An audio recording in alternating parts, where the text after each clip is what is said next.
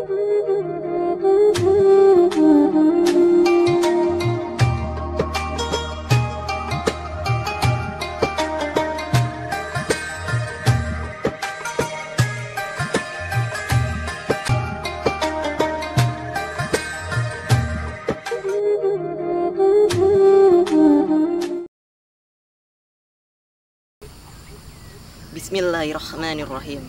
Assalamualaikum warahmatullahi wabarakatuh. Alhamdulillahi rabbil alamin.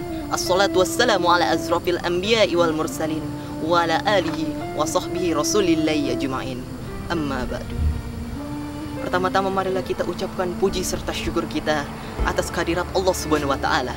Karena berkat Ialah yang telah memberikan kita nikmat dan hidayahnya sehingga kita berada dalam kondisi sehat walafiat, khususnya para hadirin dan cahaya MBS yang berada di rumah.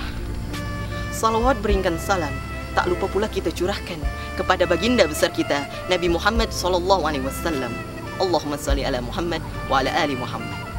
Karena berkat Ialah yang telah memberikan kita jalan keluar, memberikan kita cahaya keterangan, hingga kita dapat melaksanakan apa yang diperintahkan Allah Subhanahu wa taala dan meninggalkan larangannya pada saat hari ini. Jaya MBS rahimakumullah.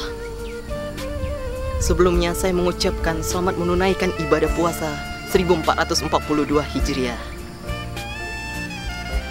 Allah Subhanahu wa taala sangat menganjurkan kita untuk selalu menuntut ilmu. Karena mengapa? Dengan menuntut ilmu kita dapat membedakan antara yang benar, apakah yang salah. Kita dapat membedakan yang batil dengan yang munafik, membedakan yang takhayul dan bid'ah. Rasulullah SAW bersabda, "Thalabul ilmi faridotan ala kulli muslimin wal muslimat." Menuntut ilmu itu wajib bagi muslim dan muslimat. Mengapa Allah Subhanahu wa taala mewajibkan kita menuntut ilmu? Tentu saja karena setiap perkembangan zaman kita akan berhadapan dengan sesuatu yang di luar dari akal kita, di luar dari peradaban kita, yang akan memajukan teknologi, akan memajukan peradaban dengan sesuai zamannya. Oleh karena itu, Allah Subhanahu wa taala mewajibkan kita dengan menuntut ilmu. Orang tua kita menyekolahkan kita dari SD, SMP, SMA, bahkan sampai perguruan tinggi, sampai S3. Itu hanya untuk mencerdaskan kehidupan bangsa dan hanya untuk mencerdaskan umat-umat Islam yang akan membangun peradaban di masa depan. Coba kita pandang apabila ada seseorang yang melakukan sesuatu tanpa ilmu. Misalnya, ada seseorang yang menanam pohon tapi tanpa ilmu. Maka dia menanam bibitnya itu akan terbalik dan tidak akan tumbuh menjadi pohon yang besar, menjadi tumbuhan yang subur. Begitu juga dengan membangun rumah tanpa adanya ilmu, maka rumah itu akan rusak dan akan runtuh dalam beberapa bulan saja. Dan kita misalnya ambil contoh dalam konteks ibadah, misalnya kita beribadah ataukah sholat, kita tanpa ilmu maka kita akan terbalik-balik melakukan sholat itu. Padahal sholat atau ibadah hendaklah dilakukan secara berurutan. Begitu juga dengan zakat, begitu juga dengan puasa, begitu juga dengan ibadah yang lainnya. Coba kita lihat sejenak di kondisi di Bani Abbasiyah dan Bani Umayyah.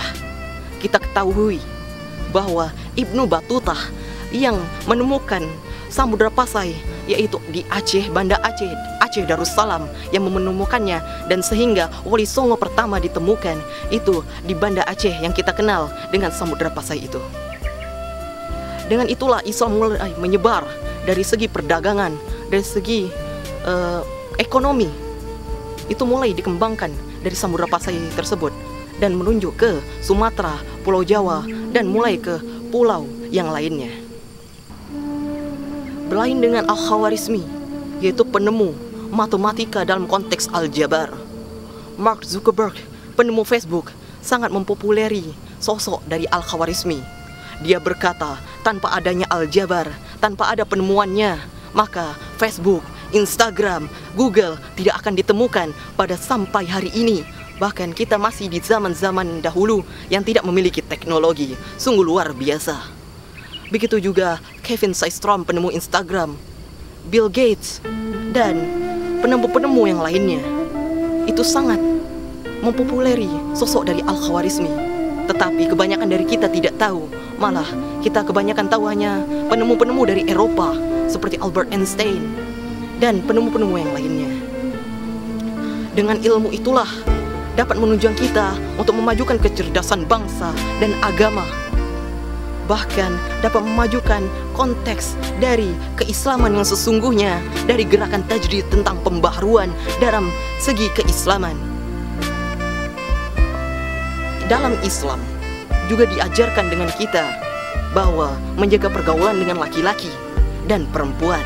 Karena kebanyakan dari kita di sekolah-sekolah negeri kebanyakan tidak membatasi pergaulan laki-laki dan perempuan, dan adanya hamil di luar nikah itu disebabkan oleh itu. Maka dengan itu Allah Subhanahu wa taala menegangkan dengan tegas bahwa kita dilarang untuk pergaulan dengan secara bebas, pergaulan dengan secara berlebihan dengan lawan jenis kita. Hendaklah kita selalu menundukkan pandangan baik laki-laki dan perempuan sesuai dengan surat An-Nur ayat 30 dengan ayat 31.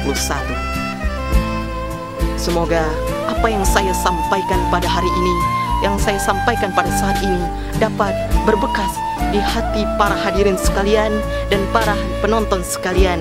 Hendaklah kita selalu menuntut ilmu dan membekali bulan Ramadan kita dengan ilmu yang bermanfaat. Mungkin hanya itu saja yang dapat saya sampaikan. Bila ada kata-kata yang salah, saya mohon maaf. Kepada Allah saya mohon ampun.